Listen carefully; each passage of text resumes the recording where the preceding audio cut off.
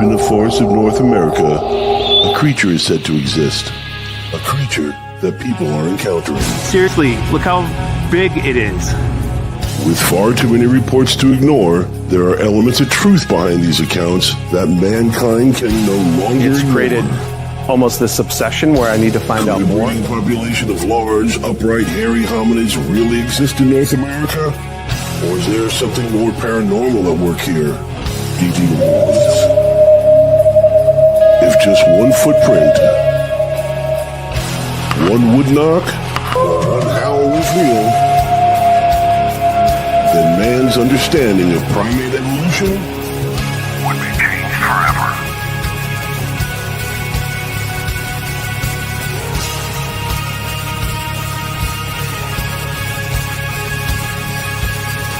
Join Glenn Fussell and the Catskill Appalachian Research Collective as they delve further into the mysteries of Bigfoot and other paranormal phenomena through the eyes of witnesses, investigators, critics, and skeptics. Join us as we look to discover what lurks from behind tall trees.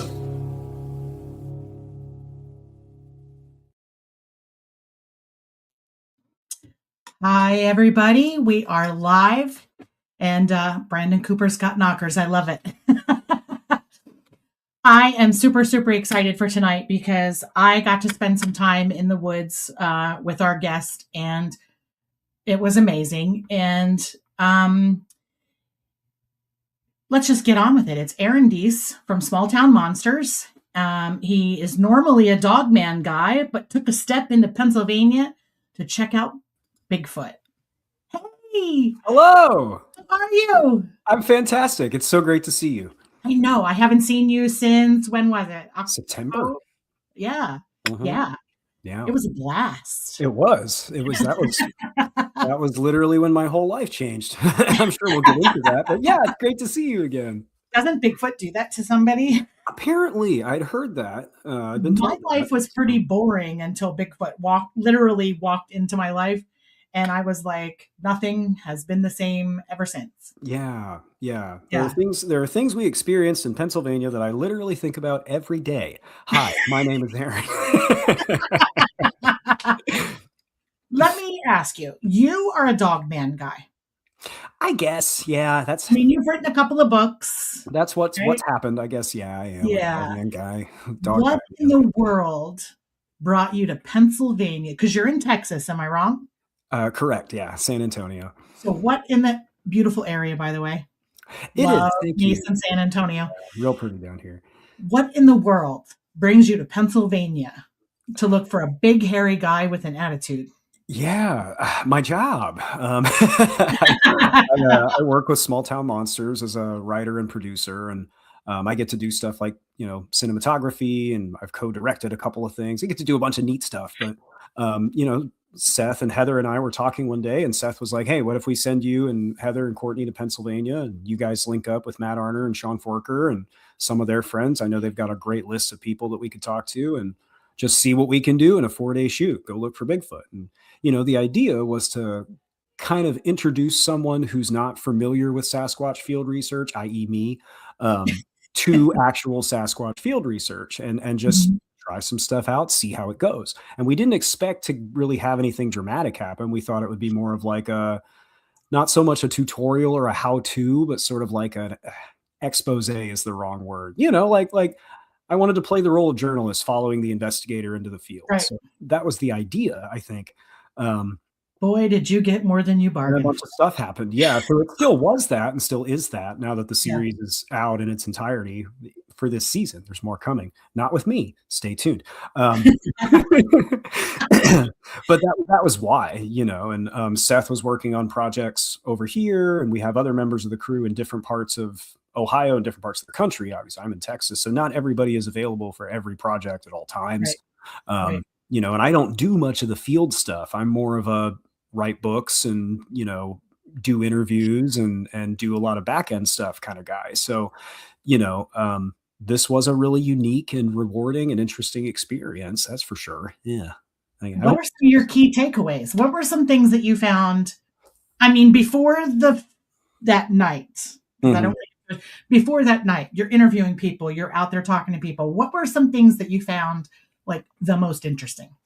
Aside from the actual experiences we had, I've spent a ton of time reviewing raw interview footage for Small Town Monsters. I've done a little over 200 hours of live streaming where I'm interviewing researchers and filmmakers. I've done a lot of interviews and I've talked to a lot of people about Bigfoot, but not as an investigator, as an interviewer, Right. I don't think I can use the term journalist. I have a friend that uses the term proto-journalist, which I really like, but I don't consider myself an investigator. So getting that hands-on experience and seeing what it's actually like to sit out there for hours and have nothing happen at first, that was really interesting. You might call it gratifying. I felt very enriched by it, and I was prepared to walk away with just that experience. And then after that, some stuff happened, and I walked away feeling like I now appreciate not only what these investigators and field researchers do, which is difficult and time consuming and dangerous, but I now have a greater appreciation for what a lot of witnesses experience. And let's try that again. A lot of witnesses experience. And regardless of what we did or didn't see, what did or didn't happen, I feel like I'm dancing around it here. It was still really interesting and really dramatic, and I get it. I get what it feels like to go in the woods and see something you didn't expect. So, right. It's exhilarating, isn't it?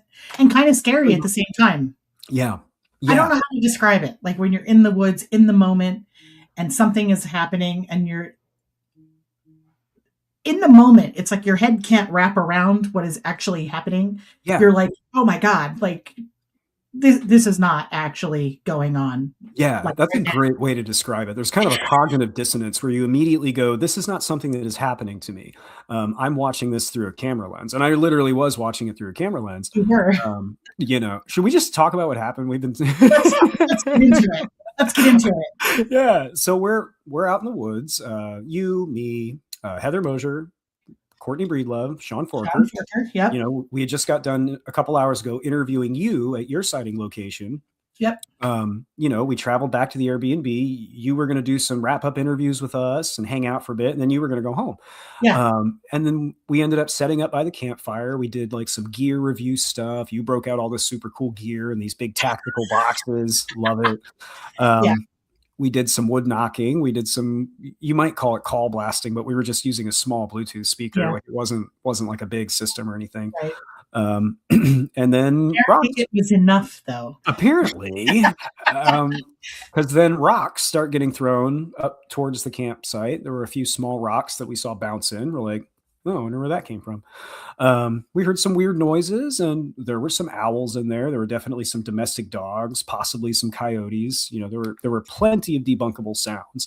But we got some weird stuff too. We got some vocal tones that even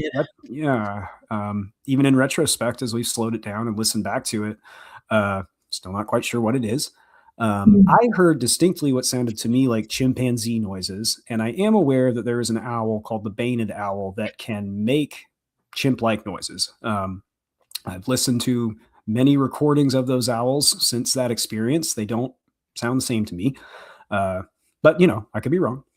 Anything I say, I could be wrong. Okay. None of us are experts, right? We're all kind of poking and poking, I'd say.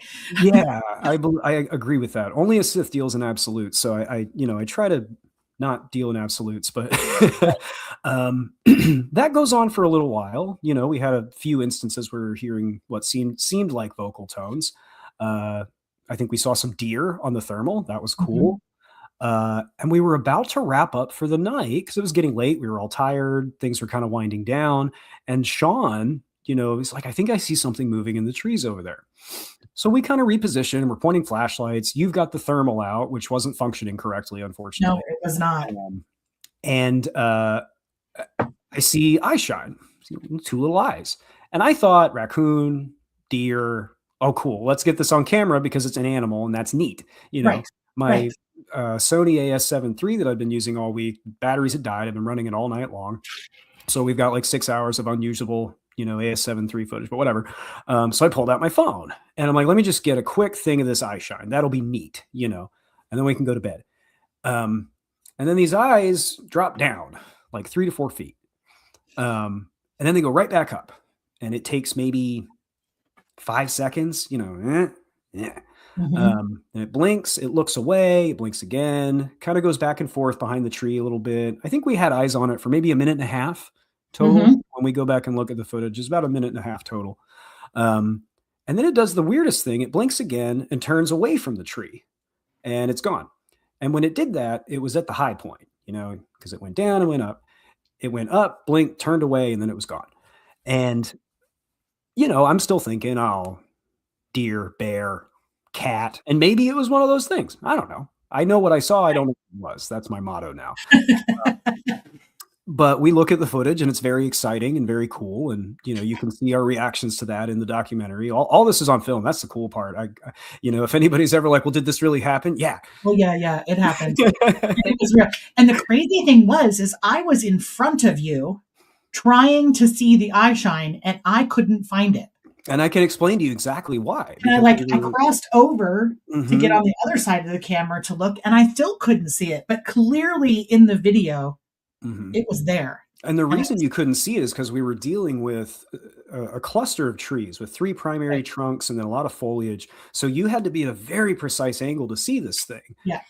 It was positioned, what I felt was pretty intelligently, regardless of what kind of animal it was. It knew how to place itself to avoid being seen.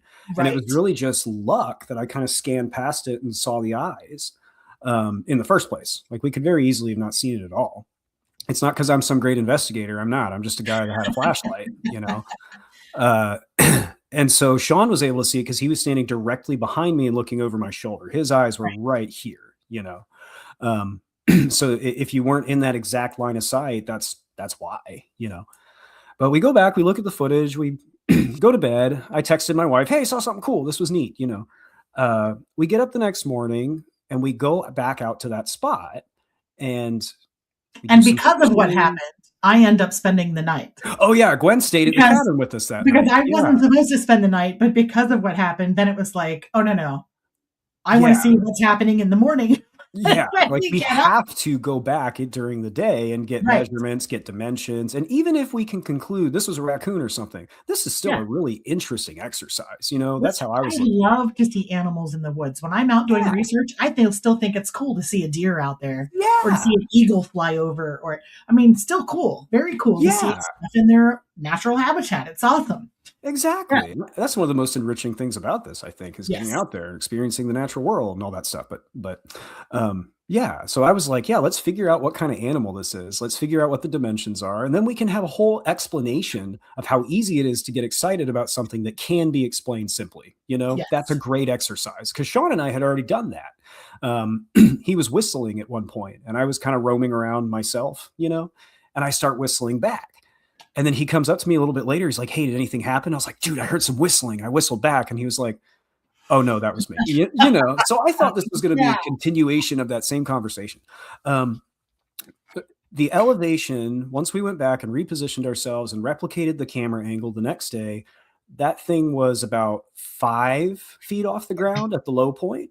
Yeah. Maybe 4 to 5. I don't know with my hands, whatever. 4 to 5 at the low point, and it got up to somewhere between 6 and 8 at the high point. I think at one point, Gwen, you said that could have been up to 10 feet.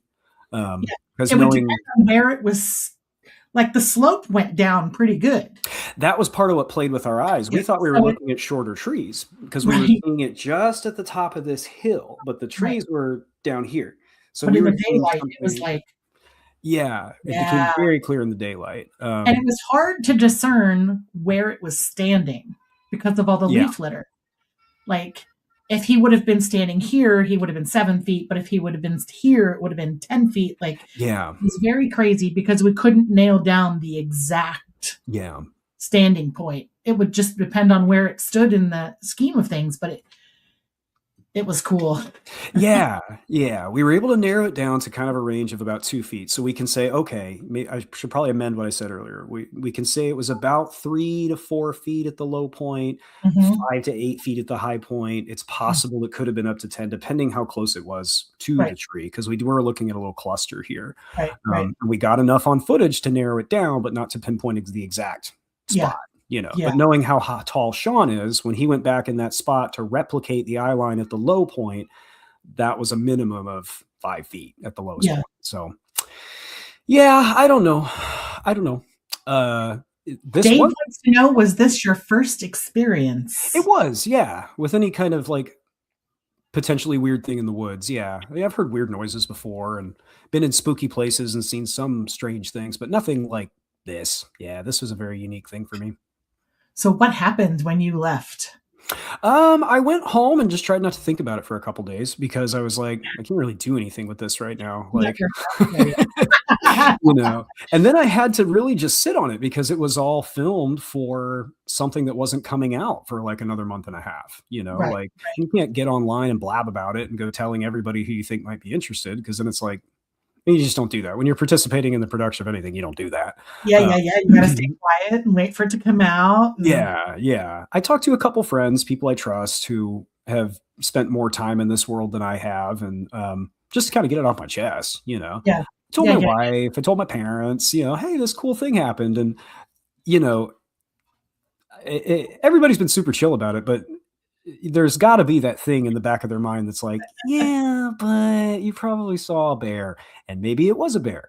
But it was still really weird. It was a weird bear, if it was that. It was a weird bear.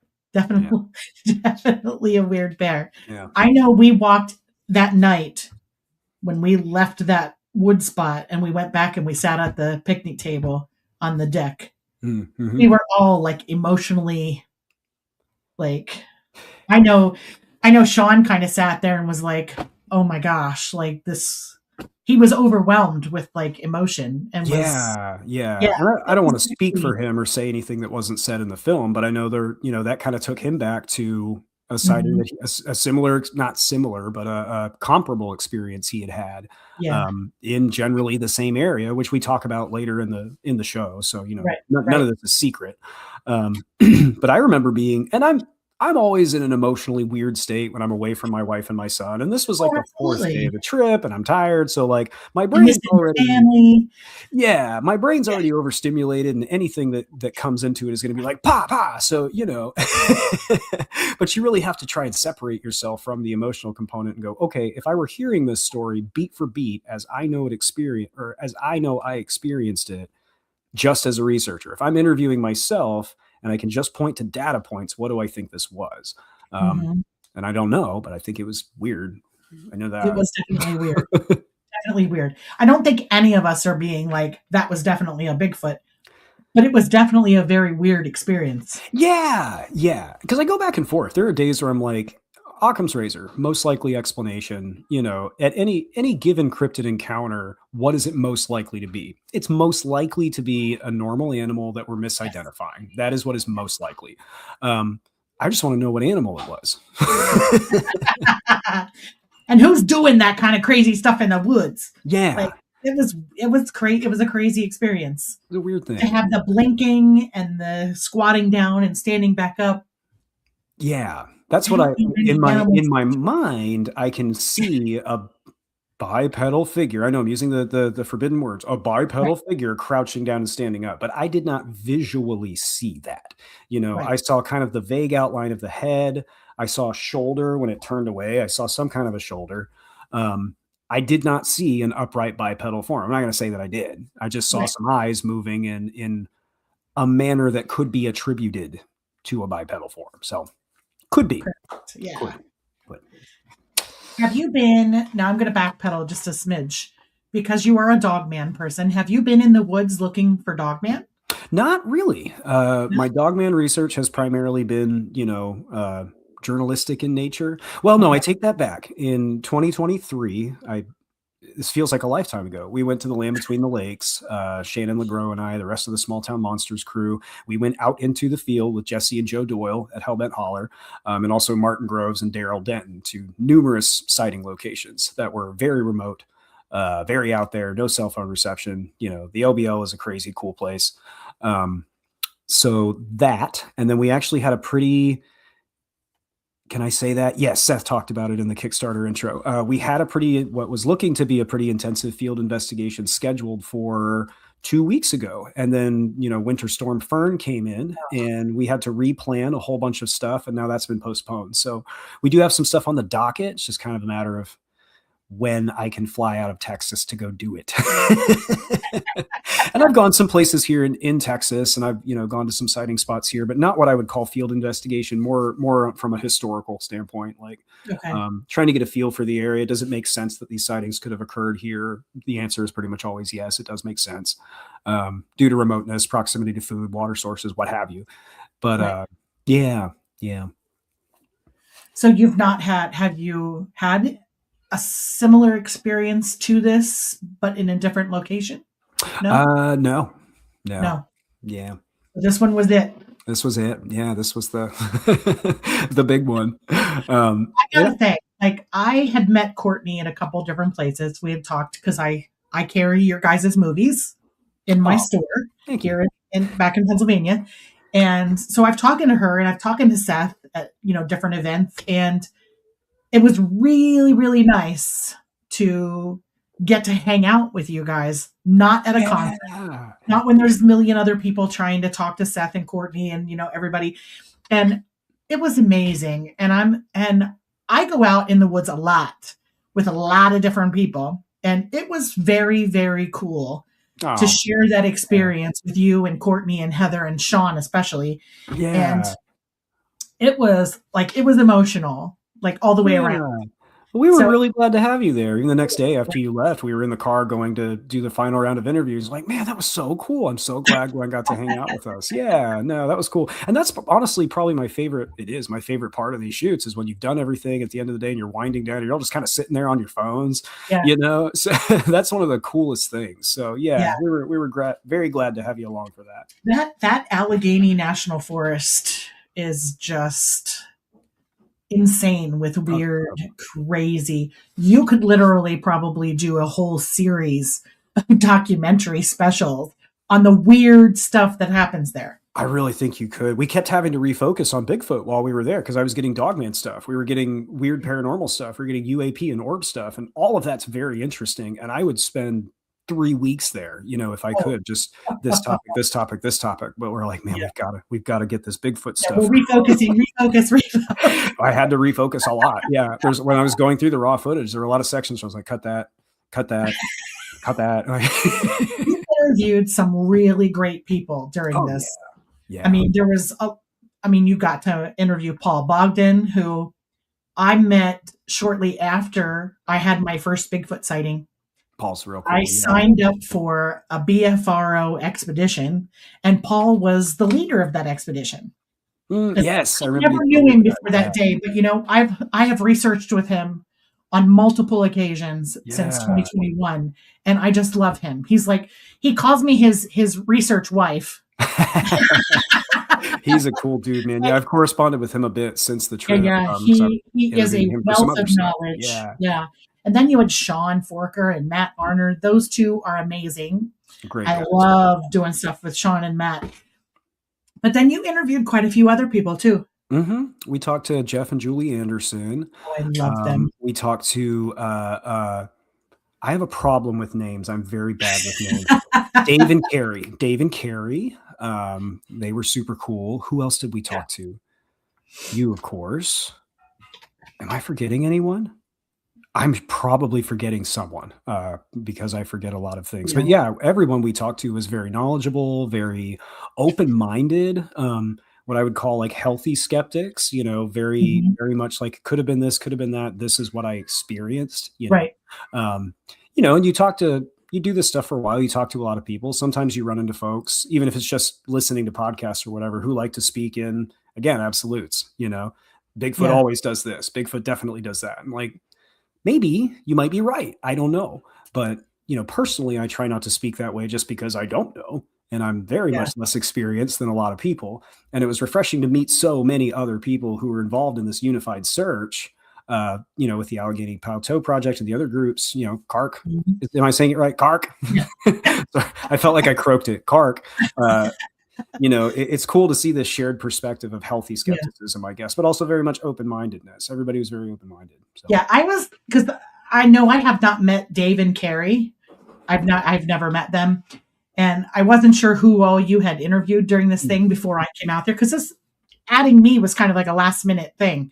Sean called me and said, "Hey, are you available?" And I was like, "I'll be available." Like, Yeah, we like, were stoked. Yeah, there was some I don't last minute. turn around and I don't turn down an opportunity to go to the Alleghenies. There's just no way. Why would Like, you? so it's great. But I watched the teaser that you put out, which was the night that we had, right? And I was like, oh my gosh, this is so good. Like, you did such a great job, you guys, putting it together. It was Oh, thank amazing. you. That's Seth, man. Like I go through the raw footage and I'll note stuff that like, hey, this is me just talking about pirate songs. You don't want to use this, but he does the edit. You know, he goes through and all that stylistic stuff that you see, the enhancement of the footage. Like Seth's a grade A editor, man.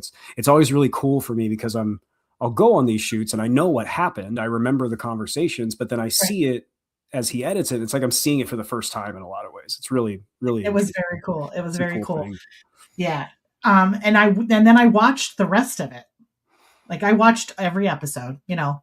So you got the rest of the story. I got the rest of the story because I didn't have the rest of the story when I was out there with you guys. And it was refreshing to have, like you said, everybody was open-minded. Nobody was like, this is what Bigfoot does and this is what he, you know, doesn't do and blah, blah, blah.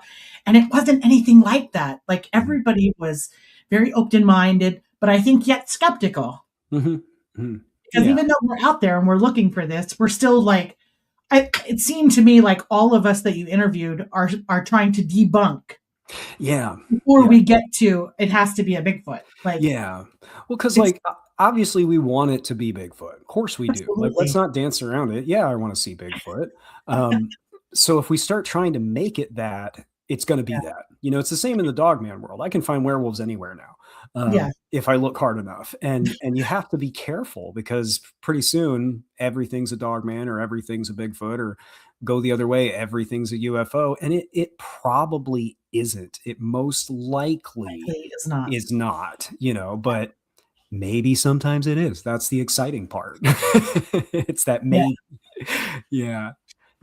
I try to debunk everything. Like, could it be a squirrel, a chipmunk, a raccoon, a deer, a bear, a bobcat, a fox? Like, what could it be before I get to what it could be? Yeah. Because you will never hear me say, like, we on my property, I think we are interacting with a couple of them, right? I'm getting rocks thrown at me in my yard when I'm outside doing stuff or just sitting around the fire. But you'll never hear me say, Bigfoot threw that rock. Like, we had a friend over and she was here with her 11-year-old son, and we were all sitting around the fire, and we had rocks being thrown at us before she even came. So my husband and I are like, okay, it's pretty active tonight, you know? Yeah. And she comes, she sits down, and every time a rock is thrown, you can see her like, what is that? And where is it coming from? And after about 15 minutes, she was like, okay, what is that? And I went, a rock. And she's like, what? I'm like, we're getting rocks thrown at us. And she's like, you're kidding me. And I'm like, no. She's like, what the hell would throw a rock? And I was like, maybe Bigfoot. And her son jumps up off the chair, gets right next to her, and is like, what did you just say? And I'm like, it might be a Bigfoot. And he's like, I'm never going in the woods again.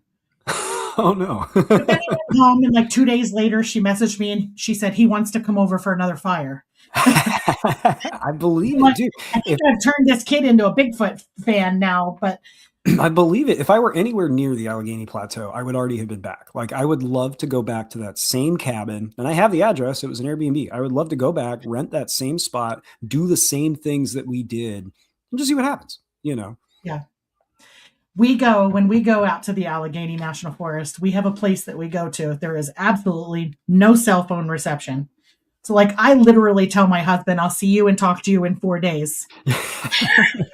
That's kind of how it was when I was keeping my wife up. He makes a note that says, if I go missing, he had nothing to do with it. You know, he's like, because if you go missing, the first person they look at is the husband. Yeah. Like, anybody who knows me knows you didn't murder me. Somebody is going to, but it's not going to be you. And I literally, we camp in tents. So, like, I went and got motion sensors to put around camp. Oh yeah, you have a full deployable security system. Like I love it. You were showing us all like the motion pods and like the Yeah. thermal stuff, and I was like, this is so cool. Like this is Yeah. Bigfooting is expensive. I've noticed that it can be. Yeah. I just add things, and then my husband goes, "When did we get that?" And I went, "Oh, that thing, we've had that forever." We've had that forever. Yeah. I won't tell you I spent $700 on that drone, but it's expensive. And anybody who thinks they're getting rich off of this is absolutely crazy. No, that's so funny to me. Yeah, I've noticed that. I'm so glad you said that. I've noticed that more and more. There's this idea that like, oh, people just do this for the money, do this for the money. If I was going to do something for the money, friend, I can make you a list. Like, but it wouldn't be this. Yeah. Like I love my job. My company takes very good care of me. I've got a great boss, but like anybody who thinks that there's millions of dollars coming in because you make Bigfoot documentaries, that's just not true. No, we're an independent company with 8 employees. Everything we do is blood, sweat, and tears and dozens of hours every week. And, we love it. We're all very grateful and fortunate to be able to do this job, but like, we're not some we're not Discovery Networks, No, are you sure? Quite positive. Yeah. Quite positive. Quite positive. Yeah. So Melissa wants to know if you believe there is a connection between Bigfoot, aliens, and paranormal. That's a good question. With all of the research that you've done and the people you've talked to, what would be your thought process? Personally, and this is not to disrespect anybody else's opinions, personally, I don't. I think the world is a lot bigger and more complicated than any of us will ever understand. And I think at the end of the day, there's more than one thing happening with regard to the strange stuff in life. But there are researchers like Jacques Vallée and John Keel and many others who have speculated over things like the super spectrum or a control system.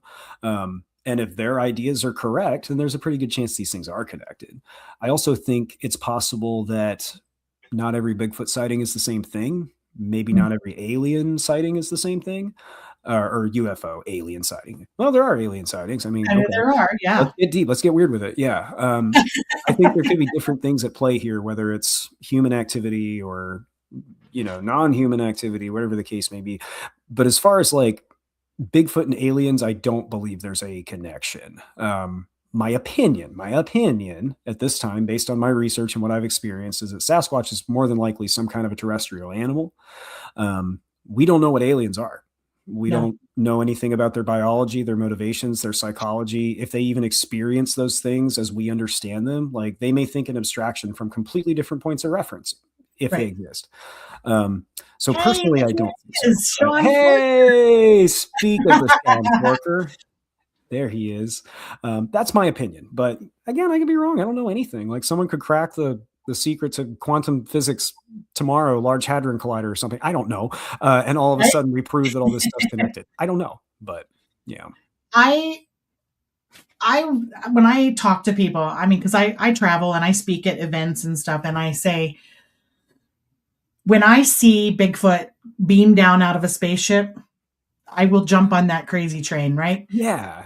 But I don't know what they do or how they do it or why they do it or, exactly how all this works. So until I see it happen, I'm going to stay out of all of those camps. That's kind of where I'm at. Yeah. I go where the research takes me, not where my thought process takes me. Yeah. And there are documented cases, sometimes from credible witnesses, that involve Sasquatch sightings or Sasquatch-like figures being sighted in proximity with UFOs or UAP, Chestnut Ridge, Momo the Missouri Monster, the Gateshead Gray, the Night Siege of Ohio. My opinion is that these stranger cases lead to conjecture that Bigfoot and UFOs are always connected, and that disseminates into the larger discussion. And pretty soon, that's an idea that a lot of people have.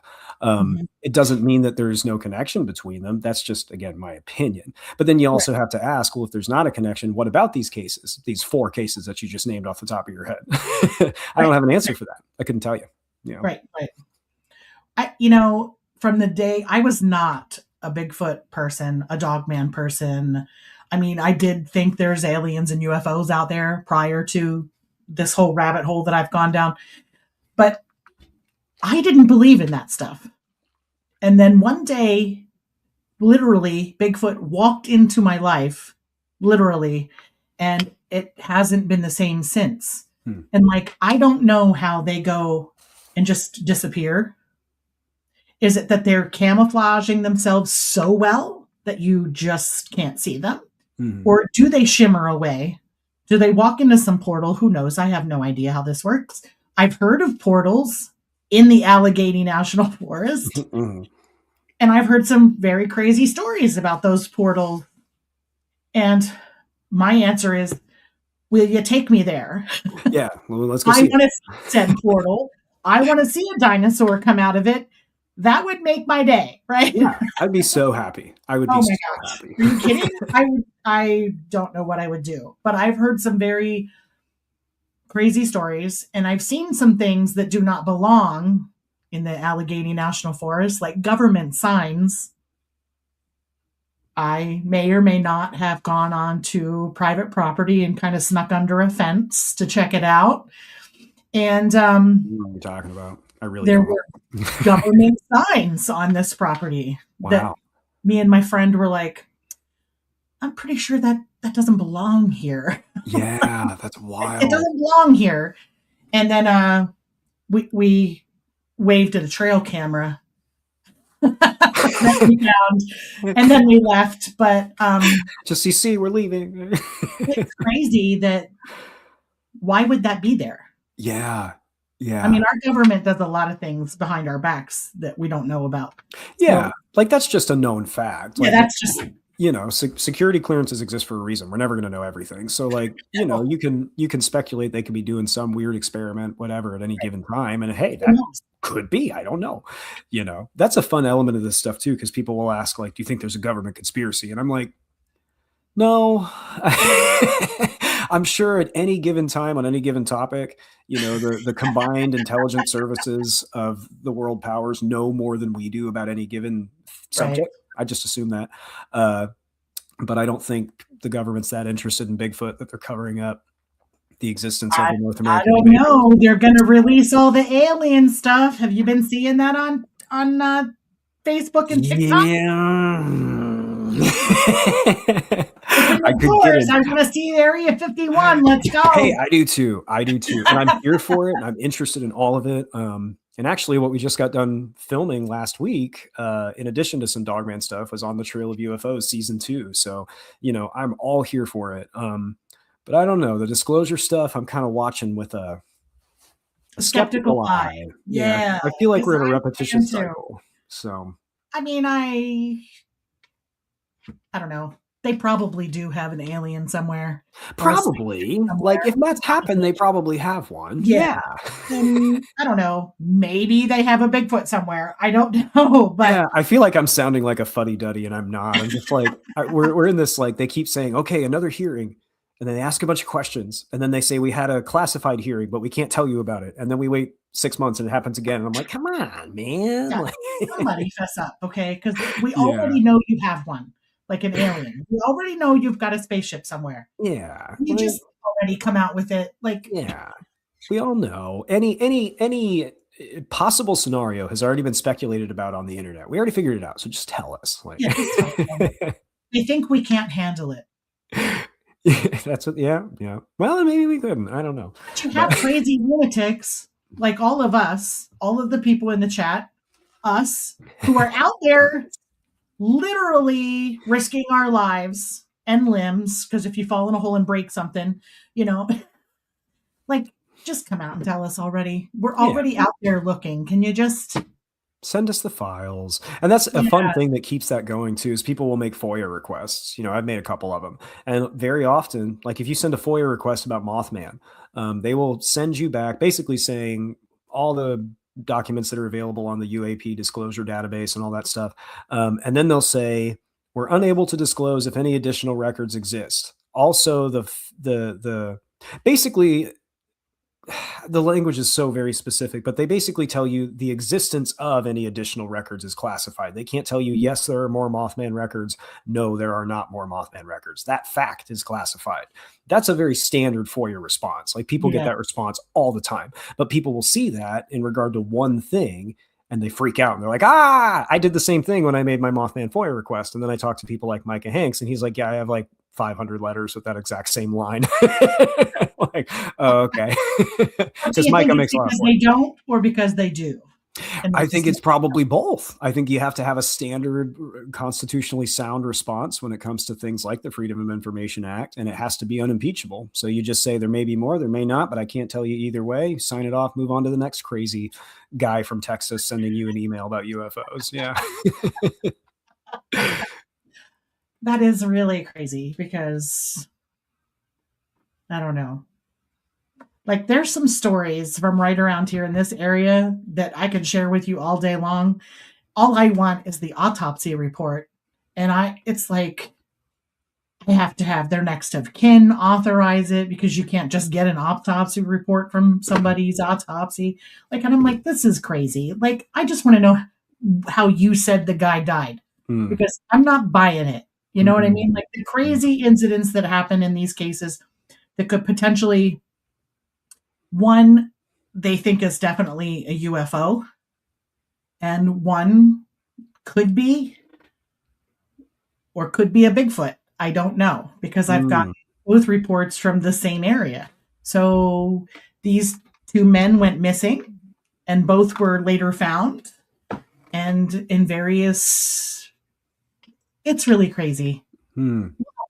I'll have to send you the information. I was going to say, send me some stuff. Yeah, it'd be interesting. It's really crazy. But you don't disappear one day and be found 36 hours later completely emaciated. Yeah, oh, that's weird. That just doesn't happen. Yeah. Like, so just very weird things that happen around here that are like, I can't get any information. Nobody will give it up.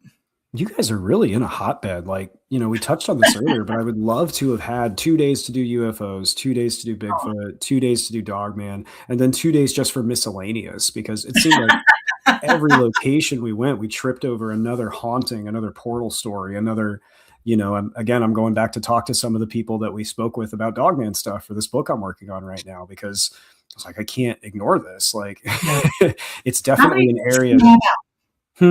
You have several books out. How many do you have? There are 2 right now, Texas Dogman Triangle and Hunting Grounds Dogman of the Lakes. And then the 3rd Dogman book is called Werewolf, the Dogman Legacy. Already going to kick the bee's nest by putting those 2 words in the title, but let's go. I was going to say. Let's go. 2026 is my villain era. But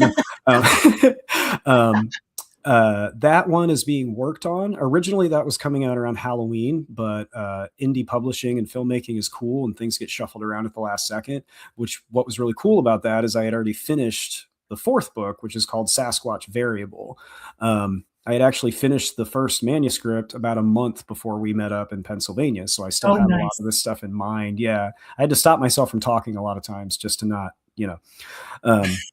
but that one is kind of looking at the Bigfoot phenomenon, first making the assumption that it's a real thing. Like I think I say in chapter 1, I'm assuming this thing's real. And then exploring the Sasquatch encounter phenomenon, trying to look at it as a mathematical equation. Person plus Bigfoot activity equals sighting report. Cliff Barackman. Then, okay, let's assume this equation is being repeated dozens and dozens and dozens of times, which according to all the gathered eyewitness reports, it is, I guess. Why haven't we found this thing yet? So then looking for that quote unquote variable that is preventing somewhere in this equation preventing us from quote finding Bigfoot. And one thing I learned while writing this book is that finding Bigfoot means different things to different people. Words like belief, proof, evidence, sighting, those are subjective terms. You wouldn't think they would be, but they are. And I interviewed a couple of pastors to talk about like how that could work for people with very deeply held religious beliefs. I talked to members of the Olympic Project. I talked to members of Project Zoo Book. You're in there now just because I talk about those experiences we had in Pennsylvania. So, but it was really interesting. It's really, really interesting learning how consistent the research field is, but also how diverse it is in perspective. That was way more information than you asked me for. I'm sorry. I have 4 books. It's great. I thought it was great. Do you find more people are like set in their ways as to what Bigfoot is or isn't? Or do you think it's really okay? I went on a cruise in November and David Pallades was on the cruise. Let's just bust this can of biscuits open. His new movie, the Sasquatch, I forget what it's called. Sasquatch something. If anybody knows the name of this movie, help me out. It was interesting because in the documentary, the movie that he filmed, he talks about how people have gone from it's an ape, it's a undiscovered primate, and because of experiences that have happened, they now lean more towards, if you want to call it, the woo side. I hate using that term because it's become such a it doesn't even mean anything anymore. They're just having weird experiences that they can't explain. It doesn't make it woo. It just makes it a crazy, unexplained experience. Yeah. But that's what he talked about. He talked about interviewing people that were die hard. It is a primate to, at the end, they're no longer in that field anymore. They're in the, I don't know what the hell it is. It could be anything, like because of the experiences that they've had that they can't explain. Yeah. So do you find that in your, like, talking to all these people, do you find that is the progression of their thought process? Sometimes, not consistently though. And I think it depends on what circles you run into. Like, I don't know every Bigfoot person, certainly. Plenty of people I haven't met or spoken with, but most of the folks that I am acquainted with, it seems, tend to lean more towards the biological animal. But not all of them. There are several researchers I have a lot of respect for who have described exactly what you just said. The more time I spend in this field, the more I tend to lean towards something stranger. So, again, it's maybe 25 to 75% one way or the other, if I was just going to randomly make up a number in my head. And that's what's happened to me. I've moved more towards the animal idea, and did a lot of research for this book on animal camouflage and movement patterns and breeding patterns and non-visual crypsis and things like that to try to look at, okay, what within the animal kingdom makes the case for an animal of above average intelligence to remain hidden. And to me, the pieces are there. Just don't have the full picture yet. So probably, right. But yeah. I like the way your brain works. Oh, thank you. I'm a stay-at-home dad, so I have all day to just. I have said this many times that I think if you go into the woods with an already preconceived notion as to what it is or isn't, if you come across evidence that doesn't make sense or fits your narrative, you throw it away.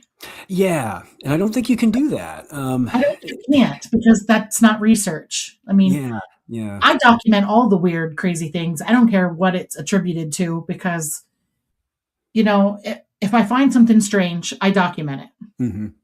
Sometimes it's about the things that don't happen when you're out there, and I document that as well, because you never know. You might go someplace else and meet somebody else that has a similar experience to what you're documenting, and there becomes a pattern. Mm-hmm. If you just throw that stuff away because it doesn't fit your narrative, that's not doing any justice to research. Yeah, because again, there could be two different things going on here. We could have all these Bigfoot reports that indicate a consistent pattern of a biological animal, and then you could have this whole separate subcategory where weirder stuff is happening. Right. It could be two different things. So if we discard one data set because it doesn't suit our narrative, we're never going to find out what that second thing is. Yeah. No, because who knows? Maybe aliens and UFO don't have anything to do, aliens and Bigfoot don't have anything to do with each other. They might just mysteriously be popping up at the same time at the same place. Maybe aliens are interested in Bigfoot. Connection whatsoever. Right. Yeah. So who knows what's happening, I did see David Lester asked a question, because I keep saying UFO and UAP. I felt like I should answer that. UFO, I just grew up with that term. That's forever in my head, and I refuse to give it up. UAP, I spend a lot of time now reading government documents and downloading archival videos and talking to people like Micah Hanks.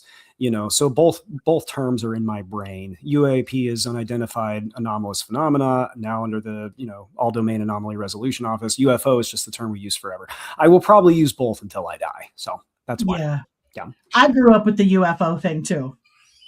That's just what they were called. And then somewhere along the way, the government went, I think we're calling them UAPs. And I still find myself doing the same thing, both of them. I'm like, to me, it's UFO, because that's what I grew up on. Yeah, exactly. Like, I'm just never going to give it up because I love it so much. Like, it's my favorite term. But, UAP is the official term that we're using now, and it is more inclusive. It covers more things because we're not just talking about things in the sky. So yeah. He says he does too. Hey, there we go, David. We're on the same page. Yeah. Yeah, we're on the same page because the government's confusing as hell. Who's not confused? Yeah. Especially now. Who's not confused? I'm confused all the time. Yeah. What is next for you? Are you going to continue this Bigfoot thing? I would like to. Yeah. Got to finish up this Dogman book. We probably have more filming to do for On the Trail of UFOs. I'm not sure if I'll be doing that or not. But then we are rolling into a series this year called Sasquatch Factor, which is not based on my Bigfoot book, but Seth got the idea after I had talked to him about the Bigfoot book. So there's some kind of a connection there.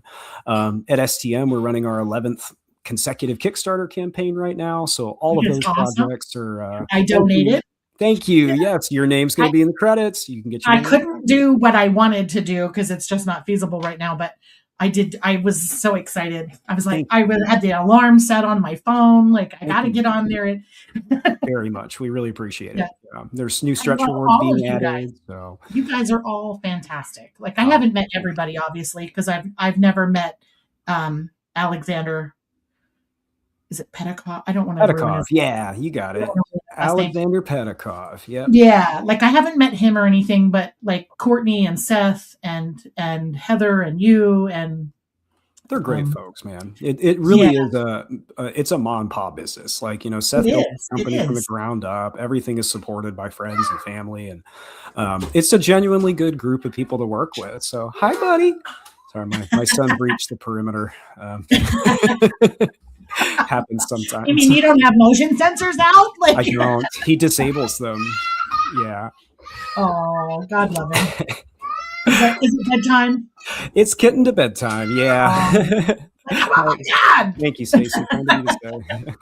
Oh, go bring him on. You can come over here, buddy. You want to come say hi? This is the future right here. You want to come say hi to Miss Gwen?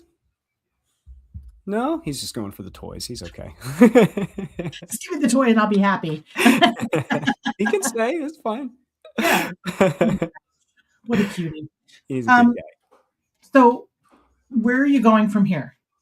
Well, I don't know. I will be in Texas, of course. I don't know what my next travel thing, film shoot is. We'll determine that when it gets scheduled. That'll be cool. those kind of, usually I don't know until... Well, it depends. It varies. The Pennsylvania trip, I knew 3 weeks out. So that was a quick one. This most recent one, I'm going where?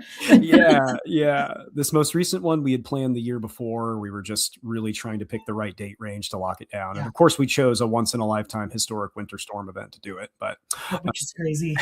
It was so cool. It was crazy and a little bit scary, but it was such a cool experience. Canada needs to come take their weather back. They can have it. Because we've been in the negative temperatures for the last 2 weeks. Pennsylvania is not supposed to be this cold. No like, one is supposed Canada, to be that come cold. Get your stuff. Like, I would always joke when I came to Ohio and it was in the 40s in the evening, like, you people are nuts. No one's supposed to live here. This is way too cold. And then when we got to, doing all this in the middle of this Arctic storm, the people from New Hampshire and Ohio were saying, wow, this is really cold. And I was like, you guys got to stop talking like that in front of me because I'm going to quit. Like, it was 35 here today. And I was like, it's spring. Take off your coat. Like, yeah, I'm in a jacket. Take out the summer clothes. It's just so cold here. Oh, ridiculous. So cold here. But Texas is hot. It is hot. Yeah. It's stupid hot here. So I guess I'm going to complain no matter what I do. Right. But yeah, it's quite What temperature is it there now? Right now, as we speak, let's find out. We were in the 60s today, mostly 68. Gosh, so, and that's jacket weather for us. Yeah. Oh, not here. Well, I'm opening the pool at 60 degrees. You know what I'm saying? Like, anything below 70, I'm breaking out the cardigans. Like, I'm going to New Orleans tomorrow, so it's 70 there. I'm so excited. Have fun. I love New Orleans. So excited. Yeah, it's gonna be great. I can't wait. Rougarou territory. Do you know how many times I have tried to book a trip with someone to take me out and search for the Rougarou. I have this fascination about the Rougarou, and all of the boats are shut down.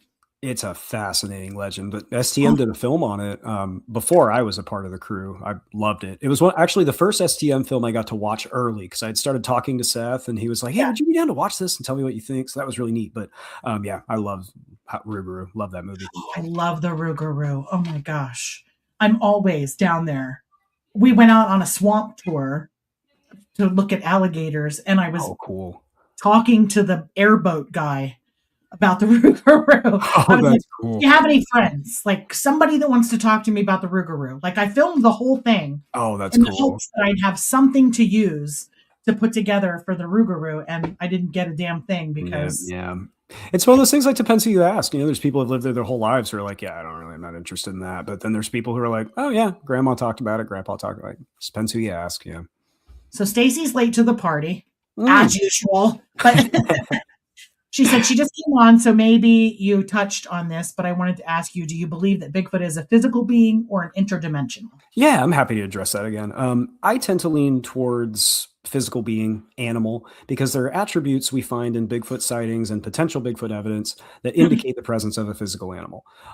We don't know what interdimensionals are. We don't even know if they exist.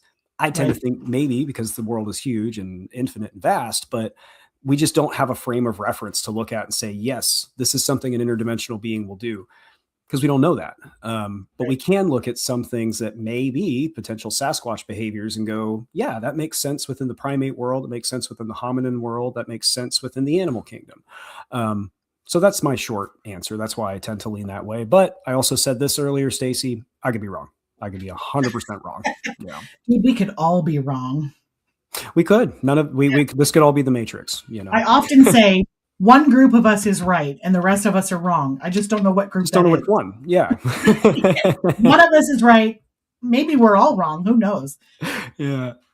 I have been watching Small Town Monsters since I saw my first Bigfoot, because as soon as I saw that thing, I dove down the rabbit hole. I started trying to look, at watching different things. And the thing that I appreciate about Small Town Monsters the most is that you're not out there for ratings. You're telling the story as it's told by the people who lived it. It's not sensationalized. It's not, you guys don't try to make it more than it is for ratings for the show. And that's the part that I enjoy the most. I mean, I'll watch any of them on any subject just because I feel like I'm being taught something. Thank you. I'm not being sensational. I'm not being drawn in to some, I'll just say it, Expedition Bigfoot with Maria and Russell and all them. Listen, I love Maria. I love Russell. I've met them both. They're great people. But let's face it, it's a Discovery Network show. Yeah. And you've got to keep people on the edge of your seats. So when you're maybe dealing some things are blown out of proportion and made to seem like it's more than it is. Yeah, that can happen. And that's one of the things I love about the fact that we are fully independent. We are a small business where our commitment is to first preserving history and telling these stories honestly. Our commitment is not to proving Bigfoot exists. That'd be great if we could do that, but it's probably not going to happen. So what we do is we preserve history. We preserve people's stories as they are, because we don't need to make stuff up. We don't need to push narrative. And, big corporations and big production networks, they have to get ratings and all that stuff. That's a different business. So yeah, I don't have any disrespect for the people that participate in those projects. I don't think, you do either, but, what we do is different. It's intentionally different. Yeah. I appreciate the honesty and the truthfulness in the presentation. You know what I mean? Thank you. You can really, we play your shows in the store. We have a big screen TV and your movies are underneath the TV for people. And I purposely play Small Town Monsters shows so that when somebody's in the store looking around, they look up and they start watching and they're like, I need to get that. And I go, it's right here. That's very appreciated. Here for you. Means a lot. Because of the truthfulness and the way that you guys tell these stories. I very much appreciate the fact that they're not sensationalized. Thank you. Thank you. Well, thank you for being a part of it. You're in some of them now. It means a lot. It means a lot. Thank you. People will say, "Do you want to get on TV?" And I go, "No." Not really. Yeah, already on TV. Like, if I'm going to do something like that, I don't want it to be a scripted show where we're doing things for ratings. I would rather be a documentary where we're actually documenting the things that are happening and the stories that people have as true as we can, right? Yeah, that's the idea. That's the goal. So it's always good to hear that it's resonating. Thank you. I super appreciate that. Of course, ma'am. They're all done very, very well. And so Stacy says they do too. We always play the show. She is the co-owner of my store. Oh, wonderful. Okay. She was also playing your shows while we're there. Thank you. We'll keep making them. They'll keep coming. So she loves the realness and the commitment to research. Thank you, Stacy. Yeah. Thank you. You guys do an amazing job. I will forever promote you guys because you guys do amazing work. Thank you. I haven't met half of you. I've only met half of you, not the other half, and I'm going to one of these days. Yes, I'm finally going to meet the rest of them, like Mark, Matt, Kiki, and them. I have never met Mark. Oh, Mark's great. Yeah. So yeah, I really would like to do that one of these days at one of these events that we're at. Yeah. Oh yeah. Say hello and definitely. You see us, come say hi. Yeah. Oh my gosh, yeah. Do you ever get to these events? Occasionally. My last event was the Smoky Mountain Bigfoot Conference in 2024. I was there.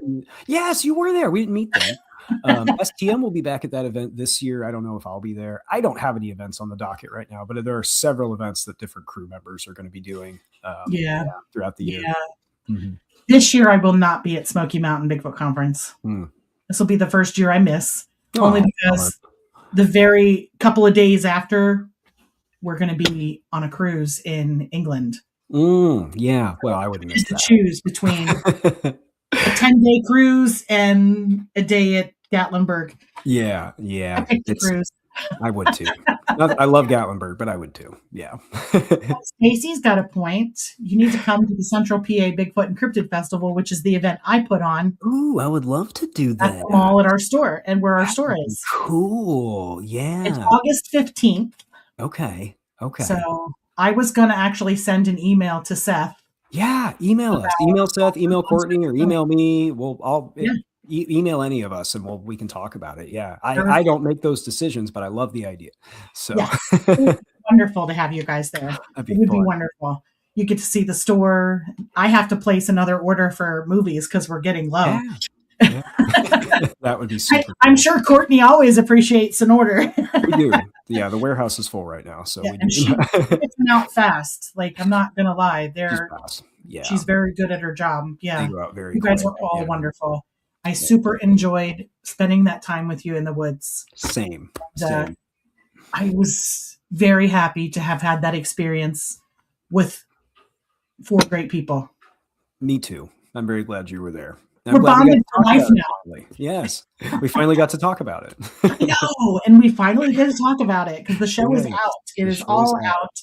And if you haven't seen it, Aaron, tell them where they can find it. What's it called? Yeah, it's called Investigation Bigfoot. Head over to YouTube, search Small Town Monsters, Investigation Bigfoot. You can watch all 3 episodes. Yep.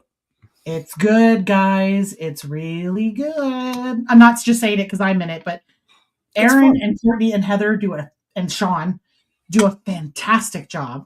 And it's very, very well done. And you're really going to love it. And if you have spent any time in Allegheny National Forest or the Cook Forest. Is it Cook Forest? Cook National Forest, I believe. Yeah. Cook National Forest. You need to watch it. Yeah. Check it out. You'll enjoy it. Very, very good. So we are going to respect Aaron's time. We're almost at an hour, and I know he's got a little one that needs to go to bed. We got to go do bedtime, guys. I'm sorry. I'd love to sit here all night and talk this stuff with you. Sincerely, I would, but we could do some talking, couldn't we? We will do this again. I'd love to come back if you have a spot. Oh my gosh, absolutely. I'd love to have the group of you on. Yeah, shoot us an email. We should make that happen. I'm sure we could do that. We love doing podcast appearances when we can. So yeah, awesome. Reach out. Yeah. All right. Thank you, everybody. for joining us tonight and asking great questions. It was wonderful. And we are definitely going to have Aaron back at some point. I'm excited. I would love to do that. So, thank you, everybody. It was great talking with you. Everybody have a great night, and we'll talk to you in 2 weeks. See you later. This has been a CARC Universal production.